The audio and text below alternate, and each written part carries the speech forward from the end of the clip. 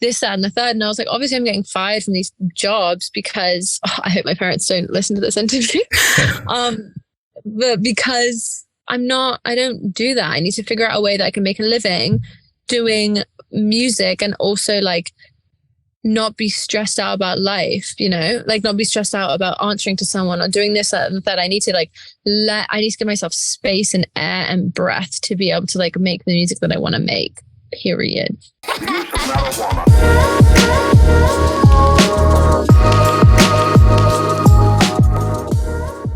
All right, welcome back everybody to another one of our convos. Today joining us is a very special guest, Ella Rosa. We're going to speak about her music, upcoming EP, kind of her background, and just the usual that we do. So first of all, thank you for joining us. Thank you for having me. I'm excited. So before we kind of get into obviously your upcoming EP, stuff you've been working on, new releases, kind of want to get into like your background for our listeners and viewers of people that don't know. So kind of how did you like first get your start in music? I've been doing music for a really long time. I think when I was like 4 or 5, I really wanted to do voice lessons and all that spiel. When you're younger and you want to do music, you kind of just go into like lessons, I guess. So I was doing that for a really long time. And then I moved to New York when I was 11 and I started doing like auditions for the Met, and I started really getting into opera heavily. And I went to university for opera, and right below the opera floor was like the jazz floor. And so I started like going down there a lot, going to the rehearsals, seeing what they're about. And then I realized I really liked jazz. So, and they were like all writing their own pieces. And I was like, this is so sick. I want to do that. So I realized that jazz was like one of my passions. And so I started doing that. And then I started writing my own music when I moved back to London, because I just felt like I had a lot to say, because I was just terrified and anxious all the time. I felt like I needed to write it out. So that's kind of where I started and where the journey took me. Yeah, it's crazy that you said you started in opera, and kind of what age was that, like when you first started kind of getting into all that? Opera, probably like, it's like kind of a divide, because I was doing classical my whole life, and then I guess opera specifically, like really getting into it, was probably like 15, 16. Okay. Yeah. Yeah, it's interesting because we had a conversation with Jonathan Antoine not that long ago. I don't know if you know him, he's also from the UK, tenor. I think it's, kind of how would you compare that, like that kind of opera background to this more popular singing? Kind of how has that like help you, or any differences that you see amongst it? It's like so completely two different worlds. It's like you're doing other people's work kind of, and you're like interpreting other people's work. It's like reading a book against writing a book. It's so different. Like you have to have so much to talk about and so much experience, I guess, to write something interesting that people want to listen to, or just be like an insane empath to the point where you like kind of know what people are thinking. Wow. But I would say I can't tell you, like, it was so good that I actually had, and my peers too, like had that experience, just because we wouldn't have been able to know. Like I have a show, for instance, next week, and I'm going to be singing for 3 hours straight. So I'm like, how the hell am I supposed to do that? But I realized I was like, I know how to rehearse. I know how to sing for that long. I can do it. And that's all because I like learned how to sing operas for like 2.5 hours, 3 hours. So yeah, I don't regret it at all. I just like don't really think I'm in the mindset to be able to do that right now. Yeah, I mean, opera is definitely a very intense, practice and kind of genre of music. Like at 15, like how do you decide like that's the route you want to go?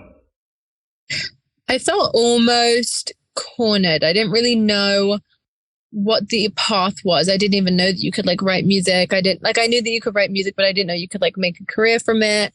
I didn't know what the next path was. And I knew that like a lot of older friends were doing like art school and whatnot. So I was like, I need to figure out like a way to get into the music world and like have the training to do it, So I guess it was more just like research and my love for just like listening to classical in general. Like I really love the way that like classical singers sing. So it's really how I, yeah. So kind of speaking about that, like you also said you have like a love for jazz, and that's what kind of pushed you towards this more pop route. Like, so what would you say are some of your like biggest musical influences coming up? Right now, it's nothing to do with jazz, but right now, like I really love the like electronic female, like really heavy female artists. Heavy in the sense that they're like heavy hitters, like they're making like bangers, like Coco and Claire Claire are some of my favorites. Shy Girl, Nia Archives, like those people. But my like classical influences are like Nina Simone, and I'm listening to a lot of like Ella at the moment, and like Sarah Vaughan and people like that. Yeah, you mentioned kind of that love for like kind of electronic sound. So how would you kind of describe your own sound? It's hard because I guess you just have to like listen to it, I guess, to like make your own assumptions. But like if I were to put my finger on it myself, probably like a mix between R&B and electronic, because my voice sounds like a little bit soulful, and then the actual like track that I'm singing to, or like the instrumentation, is like very electronic and drum and bassy. Yeah, I would definitely say the general kind of genre most people probably use, like just overarching, would be kind of like alternative R&B, like you said, electronic soul. Like you definitely have like a soulful kind of singing voice, and I see that a lot in like UK, especially nowadays. Like soul and R&B, I think UK is kind of like leading the way in terms of like that more soulful sound. Yeah. Do you kind of feel that same way too? 100%. Like I think that soul in the UK is like mental. Like it's just so different. It's like so, it like sounds different, you know? Yeah. Yeah, 1,000%. Because I think like a lot of our R&B artists now, they kind of gone more towards like the rap route, almost hip hop. In terms of like the UK, I feel like they're even going more soulful than what our soul artists like used to do. Yeah, exactly. It's just like a completely different kettle of fish, I think. So you are from the UK. So how did you kind of make the journey over to the US? Because you're located in LA. Yeah, it was so long, honestly. Like I went to New York because my parents were moving there. So obviously I couldn't just like live by myself. They moved me out there, and I was like, okay, sick. Like I can still do music. And then I really got homesick, and I really just wanted to go home. So I went back to England for 3 years. And that was cool. And then I was like, oh, I feel like I'm missing out a bit, because I was hearing all about these, like, it felt like LA was just like popping off. And I was like, I really want to be involved in that. So I just went back to LA. Not back. I moved to LA for a summer. Obviously the best time to go to LA is the summer. So like that gave me the fever and the like it to kind of go. So I figured out a way. I got a job here. I lined up jobs in LA because I felt kind of purposeless if I didn't have a job. And I was like, I don't really know if I can do that. It's too scary. So I got a job here, got fired from that job. And I realized I was like, oh, no reason. Like, of course I'm getting fired from these jobs, plural, because I can't do this. Like I would be fired because I would like be in a session and I wouldn't answer their calls, or I was like in a session forgetting they had a meeting, or I was in a session or in rehearsals, like this, that, and the third. And I was like, obviously I'm getting fired from these jobs because I hope my parents don't listen to this interview. But because I don't do that. I need to figure out a way that I can make a living doing music, and also like not be stressed out about life, you know, like not be stressed out about answering to someone or doing this, that, and that. I need to give myself space and air and breath to be able to like make the music that I want to make, period.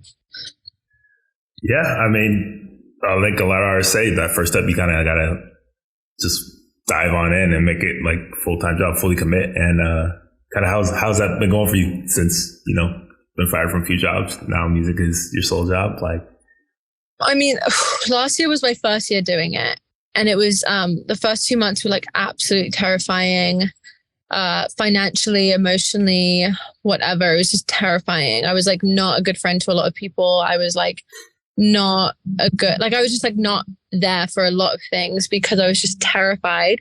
And now I've gotten into the groove of it. Like I figured out like other things. I think we're like taught in a system to be very much like 9 to 5 is the only way that you can get a job in healthcare and, you know, live a respectable life. And I think it's not so much the case. As an artist, you kind of have to figure out different sources of, one, income, and also two, like fulfillment.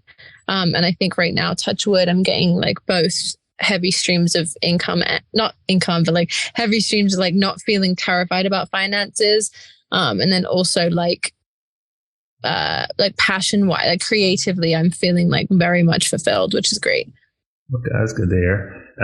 So how would you kind of compare the music scenes between LA and the UK? I love the UK for its like electronic music. I think they're like unmatched, completely unmatched. Electronic music in the UK and Europe in general, like Germany and Spain and Amsterdam and whatnot, like really crazy. Like you can go so deep into like the subgenres of electronic music, and I love that. And then LA is really good. Like it's a great developmental city, I would say. Like it really weeds out the good from the great. And I think a lot of people come here because they're like, you know, the stars of their high school, or like they always had the main role in the musical. And it's like, that's so sick that you're talented enough to be able to like feel the confidence to be able to move here. But this is a city that like beyond talent, you have to be a business person, myself a businesswoman. And I think that like it really weeds out the tough from like the tougher kind of. Yeah, for sure. So in terms of like creative process, like you said, coming from opera, you kind of singing other people's songs and kind of just adding your own voice to it. Like now you're having to like songwrite, pick production, work with producers. Kind of how's like your creative process now with your music that you're putting out? It's funny because like I'm writing like a little blurb for each song from this project that's coming out soon, and I was just like, well, I've come so far because I feel like I've at the beginning of releasing music, I had no idea what the 1-2 step was. Like I didn't even know how to like promote. I didn't know how to write. I didn't like, there were so many steps I was just missing, just from blatant like ignorance. But now I feel like the process is so clean to me. And so like, I know my pre-session like ritual, for lack of a better term, or like, I know how to get myself in the state of like flow really quickly if I need to, or like, I know how to like finish a song when I'm not feeling passionate about it anymore, or like these, I keep on saying or like, but these little hiccups that artists come into, I feel like I have kind of overcome, but I also have a bunch to learn. I'm like very excited about the people that I'm working with right now because I'm learning so much. And I always want to learn. I want to be a forever student in my field. But yeah, I can't even remember what the question was, but I just want to kind of just a creative process. Yeah. Of, like, creative songs now. That's my creative process. I guess I feel like I can go. It isn't necessarily like track, then vocals, and then melody.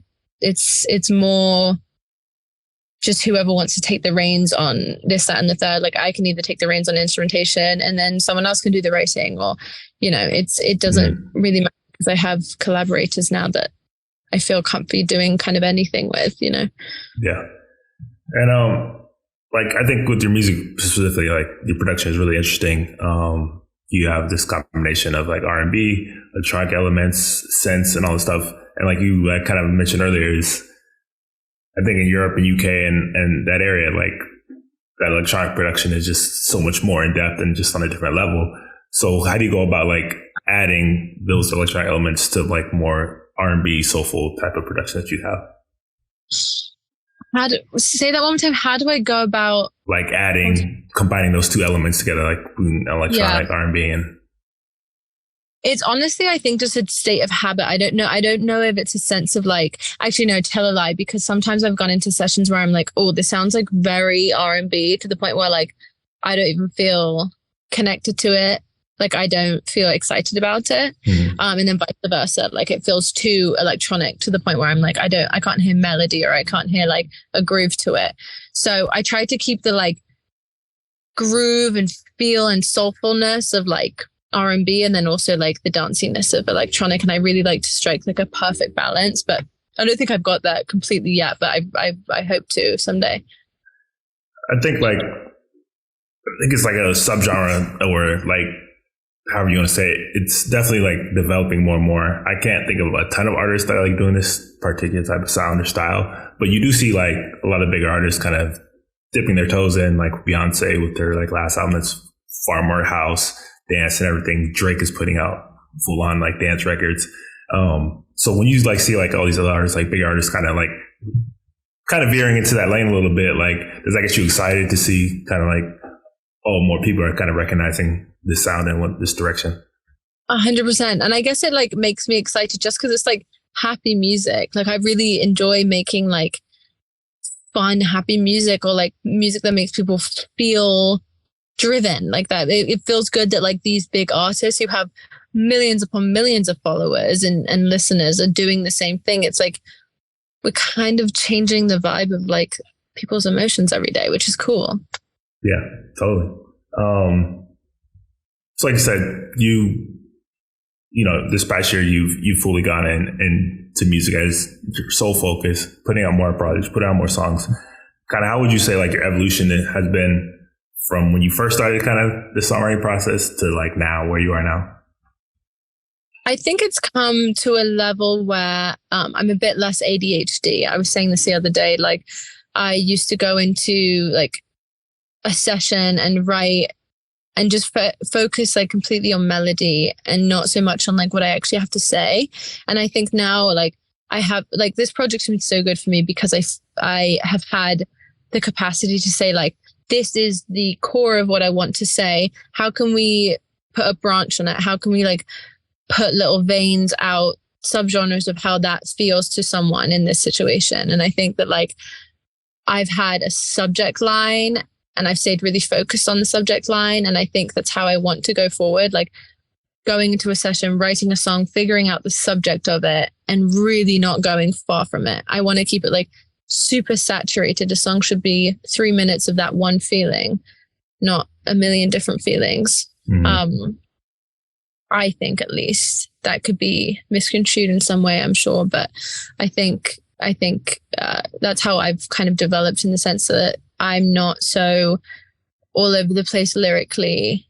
It's more, this is what I want to say, and I'm going to shove it down your throat, you know? So, yeah, it seems it's been working out for you. Last year, it seemed like a pretty big year. I believe you got to play South by Southwest. Was that last year, 2022? Yeah, that was last year. So kind of how was that experience? And, you know? So fun. I felt like we were all going to camp. I literally met so many people who still come out to all my shows, who we still all work together. Actually, one of my girlfriends who was with me that trip, she now is like moved in with the guy who she met at South by Southwest, and they're like completely in love and they love it. And I'm like, I see them every time I'm out and I'm like, I can't believe you guys, like, they're fully meant to be together. And I'm like, you guys met at South by, like, that's so cool to me.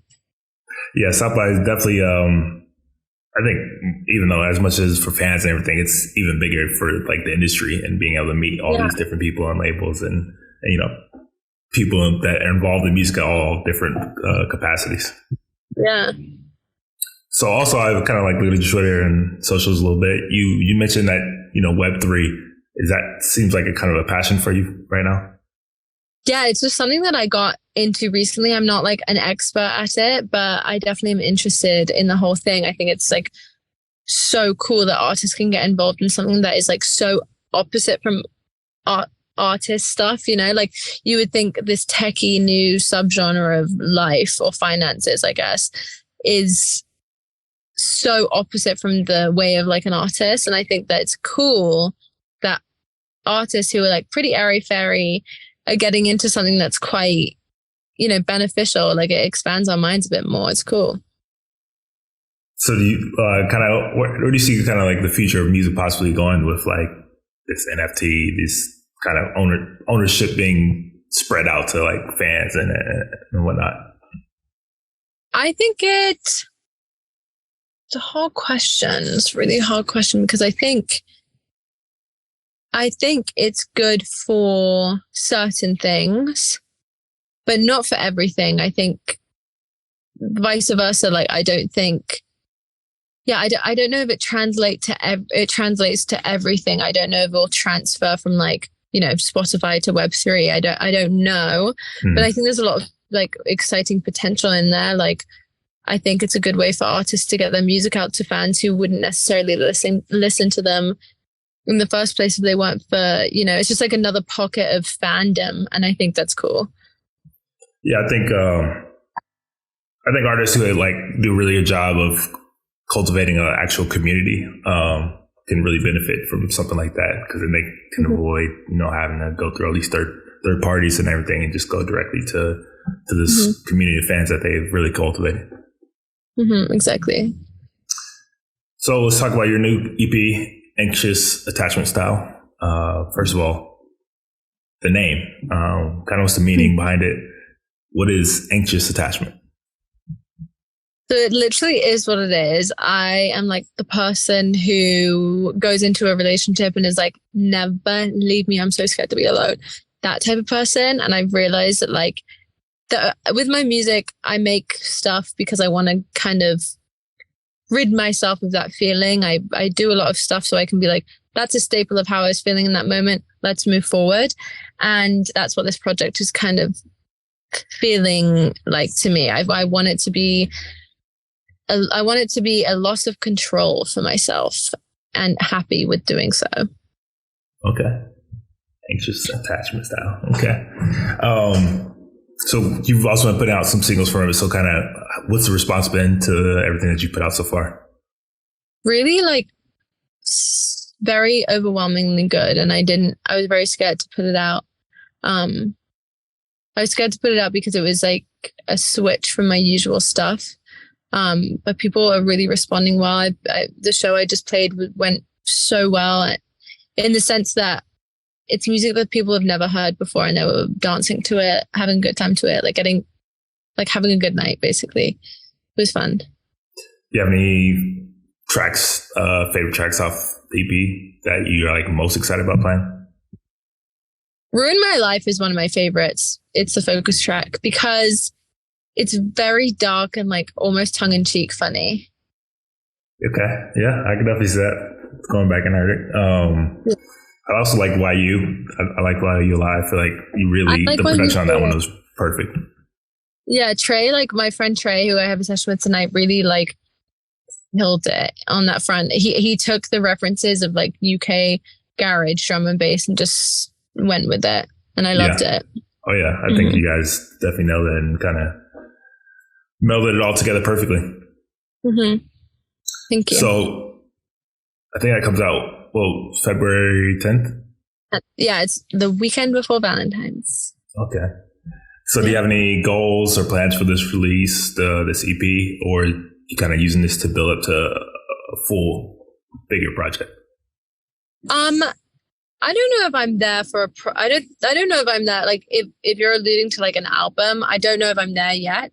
I think I have a lot to say if I were to do an album, but I kind of want to really like cultivate, like you said, community. I want to make more of, I probably want to do one more project in this vein, and see how that goes and see if the response is still the same. And, continue on that kind of wave until I do an album. But we have a music video coming out for Ruin My Life, which I did in the UK, and I'm really excited about. It's like literally my town of Reading, very British, very fun.